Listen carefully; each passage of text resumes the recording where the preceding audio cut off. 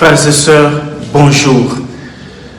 Le rôle de la communauté pour le salut d'un de ses membres.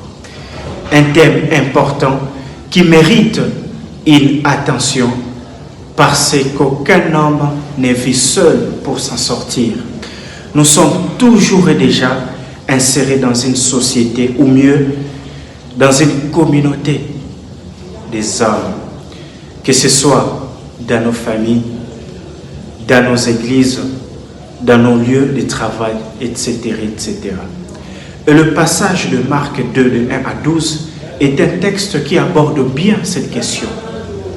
Dans ce texte, Jésus guérit un paralytique. Quelques indices, ou sinon, prenons-en deux, lesquels peuvent nous aider à bien cerner ce que le passage voudrait nous enseigner.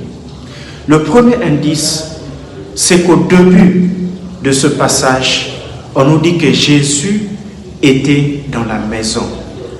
C'est dans cette même maison que va se passer la guérison du paralytique.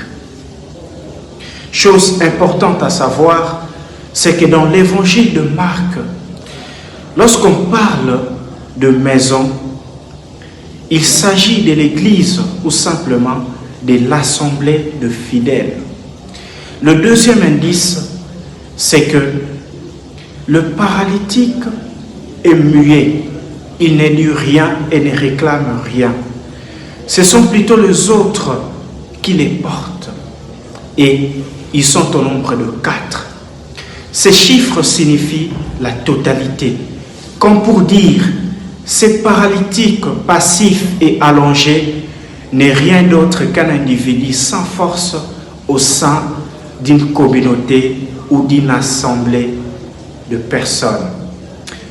Ces paralytiques passifs et allongés n'est rien d'autre qu'un individu sans force au sein d'une communauté ou d'une assemblée de personnes. Ces paralytiques n'est rien d'autre qu'un homme se trouvant dans l'incapacité de sortir seul de sa situation difficile et insurmontable. Et dans cette dure épreuve, ce sont 4 personnes qui l'amènent vers Jésus afin qu'il les guérisse, et c'est ce qui arrive. Frères et sœurs, ce texte voudrait nous enseigner que lorsqu'un membre au milieu de nous est paralysé ou est dans une situation difficile, les autres sont censés le soutenir et l'aider à retrouver sa meilleure forme. Sur tous les plans, que ce soit sur le plan spirituel, sanitaire, économique, intellectuel, ainsi de suite. Chacun de nous, sans exception, devrait se sentir concerné ou sinon préoccupé lorsqu'au milieu de nous, une personne souffre.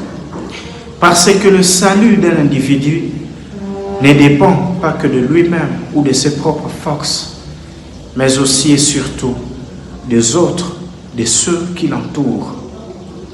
Aujourd'hui, plusieurs personnes meurent simplement parce qu'ils n'ont aucun soutien, simplement parce qu'ils sont seuls au moment de faire une crise, par exemple. Personne n'a été là pour les soutenir ou alerter même une ambulance. Aujourd'hui, par manque de compagnie, plusieurs personnes ont pris des décisions mauvaises. Demandons au Seigneur toujours la grâce de rechercher le bien des autres. Et surtout, demandons d'être ces gens de personnes qui sont prêtes à venir en aide aux autres. Merci de nous suivre. Ciao.